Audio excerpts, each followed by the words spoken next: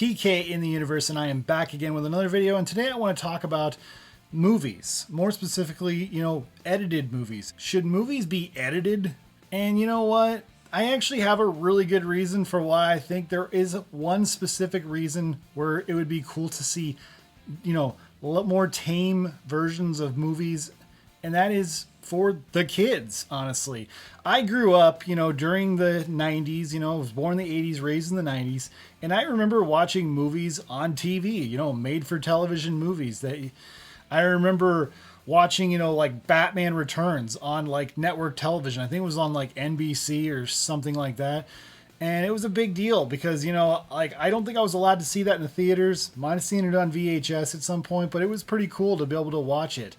I remember watching Back to the Future on TNT or TBS, and it was an edited version, and you could tell because, for example, the scene where Doc Brown, is telling Marty, when this thing hits 88 miles an hour, you're going to see some serious stuff, actually, is what he said in the TV version of it versus the movie where he said the other word.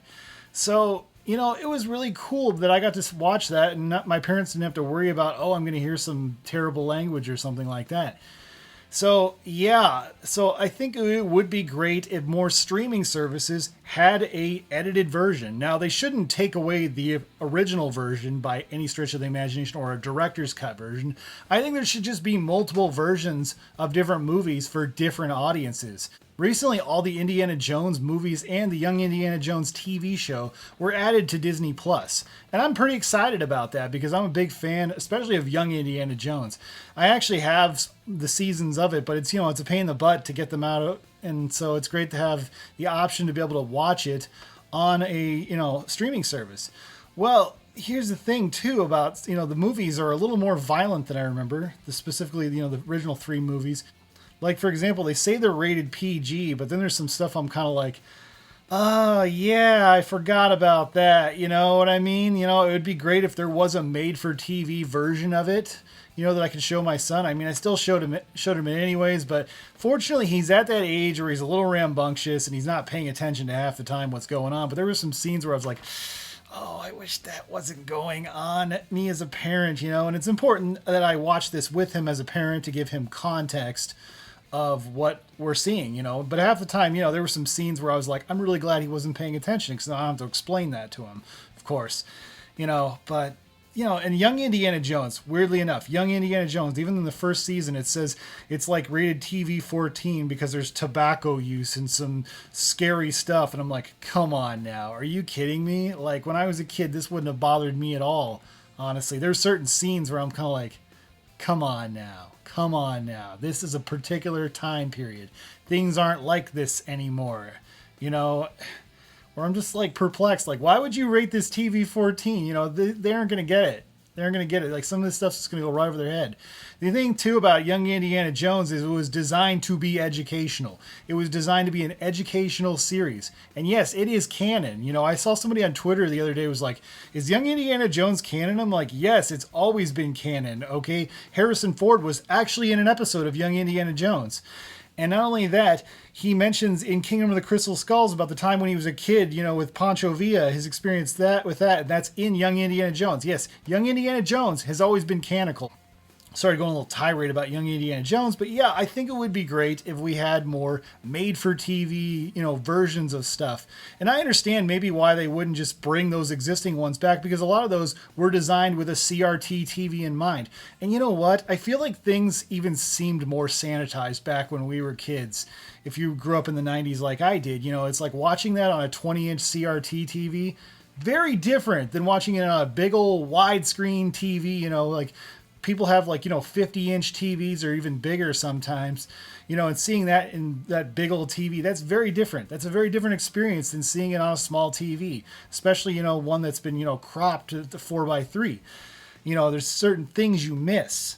And I think a lot of these streaming services are figuring that out too. Like, what was it, Seinfeld or whatever? There was a whole scene that didn't make any sense because, they widescreened it, for no reason, and I think these streaming services think that people just will lose their minds if there's black bars, but me, I really don't care. I like to see things in its original intended aspect ratio. I don't want to see something widened up for no reason. I think it looks dumb. I really do.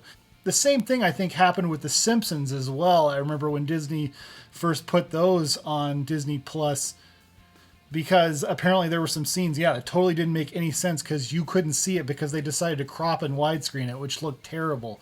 So yeah, I think I can totally understand why they wouldn't want to use those 4:3 versions of the movies that were edited for TV or whatever.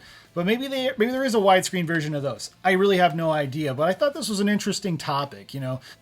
The other thing too is sometimes we see these more sanitized versions of these stories in other ways. For example, video games, more specifically the Lego games. Like we were watching Indiana Jones and Raiders of the Lost Ark today. And my son, he saw the opening scene and immediately recognized it because we had played the Lego Indiana Jones. He's like, oh yeah, I remember this scene. I'm like, this is a little bit different than what we saw, of course, with the Lego game. You also see it in children's books too. For example, I read my son the Little Golden Books, the Star Wars versions.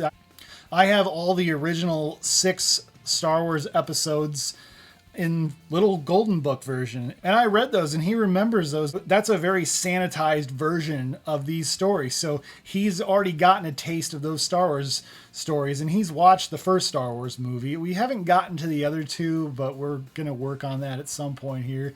And of course I have the limited editions on DVD, which is basically it's like the Laserdisc, you know, cut. So we're actually watching the originalist version that's available on DVD, because let's be honest, there's been a lot of versions of Star Wars. I don't think it's the worst thing in the world to have a version just for kids, and later on when they get older they can see the real version. So, but at the end of the day, it's all about a story. Kids just want to hear a story. I don't think they care that much that it's not the exact original version. At the end of the day, they want to hear the story. They want to hear the story that you're excited about. So anyways, that's my thoughts on that. What are your guys' thoughts? Do you have kids or nieces and nephews you'd love to show a certain movie, but you can't because there's no edited for TV version? Comment below. Love to hear what you have to say. Anyways, thank you guys so much for watching, and stay awesome in this universe. Thanks. Bye.